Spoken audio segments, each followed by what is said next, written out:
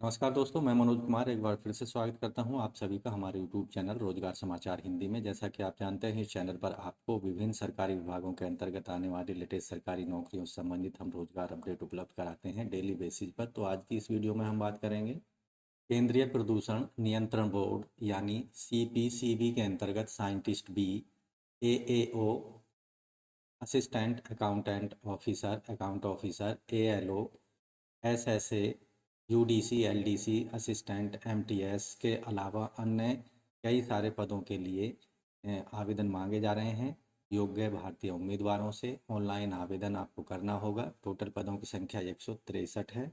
इस वीडियो में पदों से संबंधित पूरी नोटिफिकेशन से संबंधित डिटेल आपको उपलब्ध करा रहे हैं।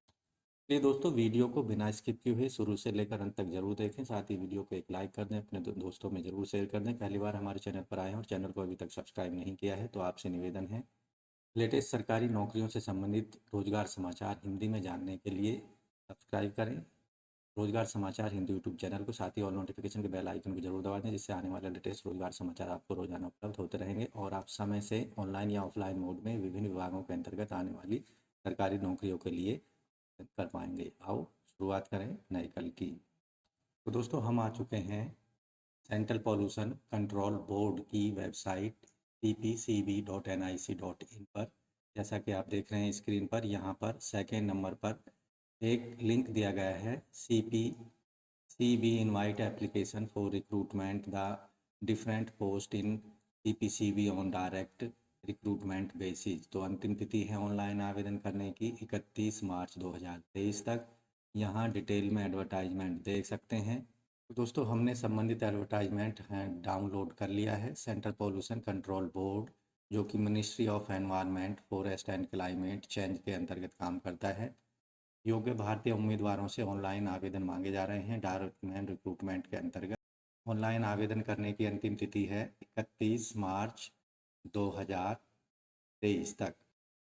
पदों की संख्या कैटेगरी वाइज और एज से संबंधित जो यहाँ पर नियम है वो इस तरह से हैं। साइंटिस्ट बी, ये लेवल 10 पे मैट्रिक्स लेवल 10 के अंतर्गत वेतनमान 56,100 से 1,77,500 रुपये होगा। SC की पोस्ट हैं साइंटिस्ट बी के लिए 10, ST की 5, OBC की 15, EWS की 5 और अनरिजर्व की 27 हैं।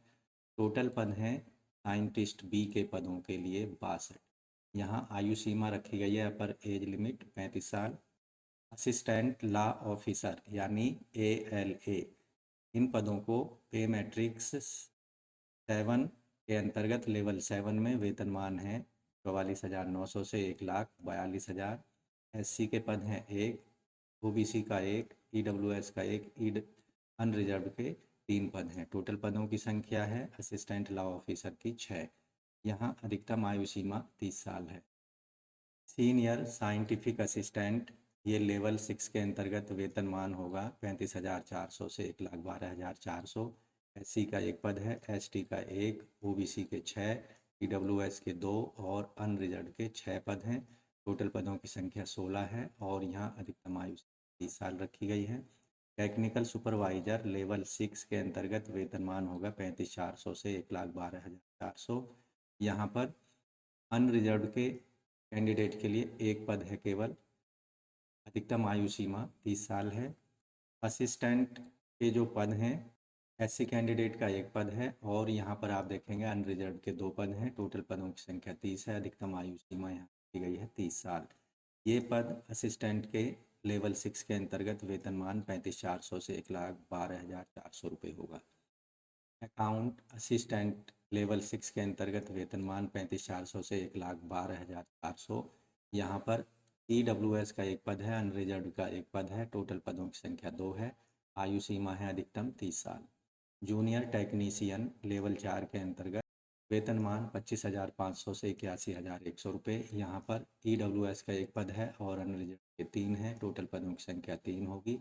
आयु सीमा 18 से 27 साल के बीच रखी गई है। सीनियर लेबोरेटरी असिस्टेंट लेवल 4 के अंतर्गत वेतनमान 25,500 से 81,100। यहाँ ST का 1 पद है, OBC के 2 हैं, EWS का 1 है, अनरिजर्व के 11 हैं। टोटल पदों की संख्या है सीनियर लेबोरेटरी असिस्टेंट की 15। आयु सीमा 18 से 27 साल के बीच है।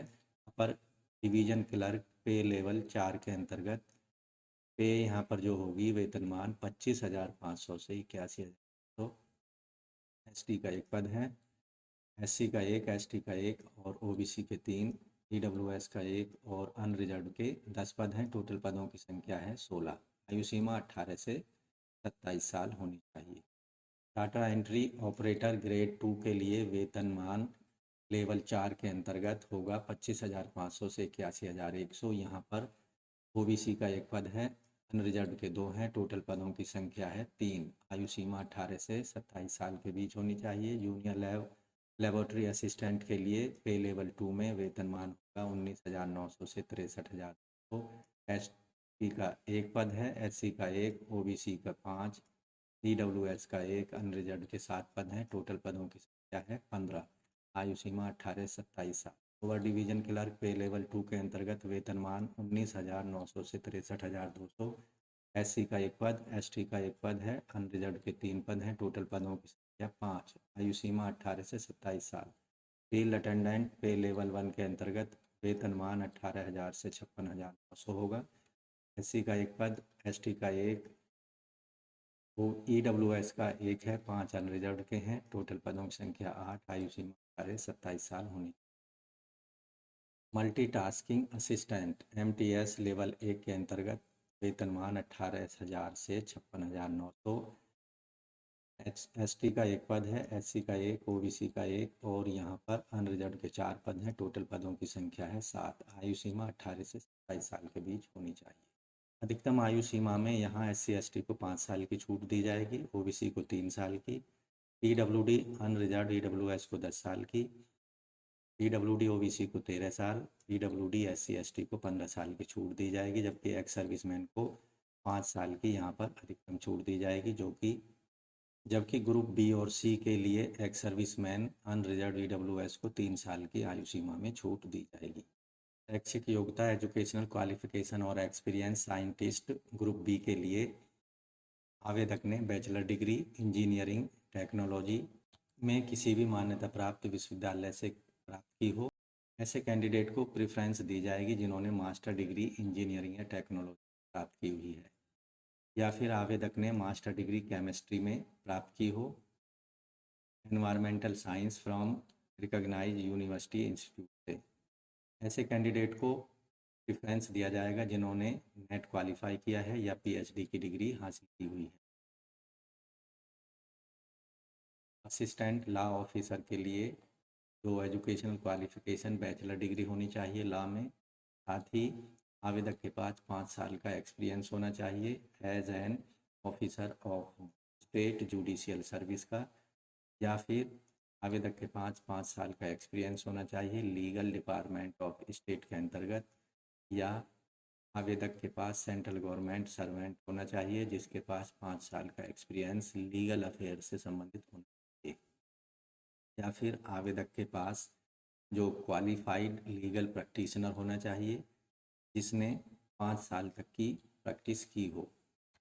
अकाउंट असिस्टेंट अकाउंट ऑफिसर के पदों के लिए आवेदक के सब पास बैचलर डिग्री होनी चाहिए कॉमर्स में किसी भी मान्यता विद्यालय से, साथ ही 5 साल का एक्सपीरियंस होना चाहिए सुपरवाइजरी लेवल का या सबऑर्डिनेट ऑडिट या अकाउंट सर्विस का किसी भी फाइनेंशियल ऑर्गेनाइजेशन या इंस्टीट्यूट से संबंधित। डिजायरेबल जो यहाँ पर एजुकेशनल क्वालिफिकेशन है associated member of chartered accountant accounts होना चाहिए। सीनियर साइंटिफिक असिस्टेंट के पदों के लिए आवेदक के पास मास्टर डिग्री होनी चाहिए साइंस में किसी भी विद्यालय से, साथ ही यहाँ पर 2 साल का एक्सपीरियंस भी आवेदक के पास होना। ऐसे आवेदकों को प्रेफरेंस दी जाएगी जिन्होंने पोल्यूशन कंट्रोल और रिलेटेड सब्जेक्ट में किसी भी ऑर्गेनाइजेशन से संबंधित एक्सपीरियंस प्राप्त किया है। टेक्निकल सुपरवाइजर के पदों के लिए आवेदक के पास डिग्री होनी चाहिए इंस्ट्रूमेंटेशन इंजीनियरिंग में, साथ ही 3 साल का एक्सपीरियंस होना चाहिए संबंधित फील्ड में। असिस्टेंट के पदों के लिए आवेदक ने बैचलर डिग्री प्राप्त की हो, साथ ही आवेदक के पास स्किल टेस्ट कंप्यूटर पर टाइपिंग टेस्ट जो यहाँ पर 35 वर्ड पर मिनट की गति होनी चाहिए, या फिर 10,000 तो की डिप्रेशन पर आवर की स्पीड होनी चाहिए। साथ ही हिंदी में 30 वर्ड पर मिनट की आवेदक के पास डिग्री हो स्पीड होनी चाहिए। अकाउंट असिस्टेंट के पदों के लिए आवेदक ने कॉमर्स डिग्री हासिल की हो। साथ ही आवेदक के पास 3 साल का एक्सपीरियंस अकाउंट ऑडिट या कैश हैंडलिंग का होना चाहिए। जूनियर टेक्नीशियन के पदों के लिए आवेदक के पास डिप्लोमा होना चाहिए। इलेक्ट्रॉनिक्स में किसी भी मान्यता प्राप्त इंस्टीट्यूट से 1 साल का रिलीवेंट एक्सपीरियंस भी आवेदक के पास होना चाहिए। सीनियर लेबोरेटरी असिस्टेंट के लिए आवेदक ने 12th या 12वीं की वो मान्यता प्राप्त बोर्ड से। साथ ही यहाँ पर 3 साल का एक्सपीरियंस होना चाहिए रिलेवेंट फील्ड में। डिजायरेबल कंडीशन यहाँ पर डिग्री होनी चाहिए साइंस में किसी भी मान्यता प्राप्त विश्वविद्यालय से। अपर डिवीजन क्लर्क के लिए आवेदक के पास डिग्री होनी चाहिए किसी भी सब्जेक्ट में। साथ ही typing speed 35 word per minute की इंग्लिश में और 30 वर्ड पर मिनट की हिंदी में कंप्यूटर पर होनी चाहिए। यहाँ जो टाइपिंग का टाइम अलाउड किया जाएगा 10 मिनट का हो। डाटा एंट्री ऑपरेटर ग्रेड 2 के लिए आवेदक ने 12वीं पास होना चाहिए। और यहाँ पर जो टेस्ट स्पीड है आवेदक की 8000 की डिप्रेशन की होनी चाहिए पर आवर और डाटा एंट्री के लिए कंप्यूटर पर। जूनियर लेबोरेटरी असिस्टेंट के लिए आवेदक 12th पास होना चाहिए। साथ ही यहाँ पर आवेदक के पास डिजायरेबल क्वालिफिकेशन में साइंस में डिग्री होनी चाहिए किसी भी मान्यता से। लोअर डिवीजन क्लर्क के लिए एलडीसी के लिए 12वीं पास होना चाहिए। Typing speed 35 word per minute की इंग्लिश में और 30 वर्ड पर मिनट की हिंदी चाहिए कंप्यूटर पर। यहाँ 10 मिनट का टाइपिंग के लिए समय दिया जाएगा। फील्ड अटेंडेंट के पदों के लिए आवेदक 10वीं पास होना चाहिए किसी भी मान्यता बोर्ड से। यहाँ ऐच्छिक या डिजायरेबल क्वालिफिकेशन 12th स्टैंडर्ड का सर्टिफिकेट साइंस सब्जेक्ट से होना चाहिए। साथ ही robust health and ability to swim की यहाँ पर यानी तैरना आना। मल्टीटास्किंग स्टाफ के लिए आवेदक 10वीं पास होना चाहिए या सर्टिफिकेट होना चाहिए। Industrial training institute in trade electrician के लिए या प्लम्बर में या field and fire and safety में या पंप ऑपरेटर के रूप। पदों से संबंधित यहाँ आवेदन शुल्क जो है 2 आवर्स एग्ज़ाम यहाँ पर होगा। यहाँ पर 750 रुपये एग्ज़ाम फ़ीस दिए जाने हैं और 250 रुपये टेस्ट सेशन चार्जेस दिया जाना। टोटल फ़ीस जो होगी यहाँ पर 1000 रुपये पेमेंट करनी है। जबकि 1 आवर एग्ज़ाम के लिए 350 रुपये एग्ज़ाम फ़ीस और 150 रुपये टेस्ट सेशन फ़ीस, टोटल 500 रुपये फ़ीस आवेदक को पेमेंट करनी हो। SC ST PWD ex serviceman और सभी कैटेगरी के जो महिला उम्मीदवार हैं उन्हें फीस पेमेंट में पूरी तरह से छूट दी गई है। अगर आवेदक पहले से कहीं government, semi government, PSU, autonomous organisation में काम कर रहा है तो उसको नो ऑब्जेक्शन सर्टिफिकेट अपने एम्प्लॉयर से देना होगा डॉक्यूमेंट वेरिफिकेशन के टाइम पर। तो दोस्तों आप भी अगर संबंधित पदों से योग्यता रखते हैं तो केंद्रीय प्रदूषण नियंत्रण बोर्ड में दिए गए या बताए गए पदों के लिए 31 मार्च 2023 से ज़रूर पहले आवेदन कर दें, अपनी फ़ीस को सबमिट कर दें। इन पदों के लिए आपको ऑनलाइन आवेदन करने के लिए सेंट्रल पोल्यूशन कंट्रोल बोर्ड की वेबसाइट पर जाना होगा। यहाँ दोस्तों आपको ऑनलाइन app4.iitd.ac.in की वेबसाइट या लिंक पर जाना है जैसा कि स्क्रीन पर देख रहे हैं। We recommend complete the application formalities and paying the fees immediately to avoid the last minute of rush। तो यहाँ आप देखेंगे CPCB रिक्रूटमेंट पोर्टल यहाँ पर दिया गया है। अगर आपने पहले से अपने रजिस्ट्रेशन करा लिया है तो यहाँ लॉगिन करने के लिए अपनी डिटेल डाल सकते हैं। और अगर आप पहली बार रजिस्ट्रेशन करना चाहते हैं तो दिए गए लिंक पर आपको क्लिक करना होगा रजिस्ट्रेशन के लिए। तो यहाँ पर क्लिक कर देना है। यहाँ CPCB recruitment portal registration form open हो चुका है। यहाँ आपको संबंधित डिटेल को भर देना है। कैंडिडेट का नाम, 10th सर्टिफिकेट के according, date of birth candidate की, मोबाइल नंबर, ईमेल एड्रेस को दोबारा टाइप करना है। यहाँ पासवर्ड अपना बना लेना है। यहाँ आपको ध्यान रखना है अपने पासवर्ड में एस, एंड या फिर प्लस साइन का इस्तेमाल नहीं करना है।